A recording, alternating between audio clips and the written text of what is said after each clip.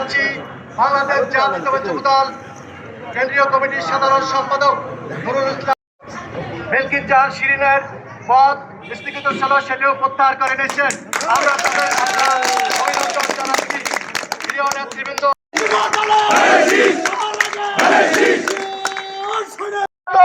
মুজিবুর রহমান সারোয়ারের জন্য বক্তব্য আমরা দেবো না।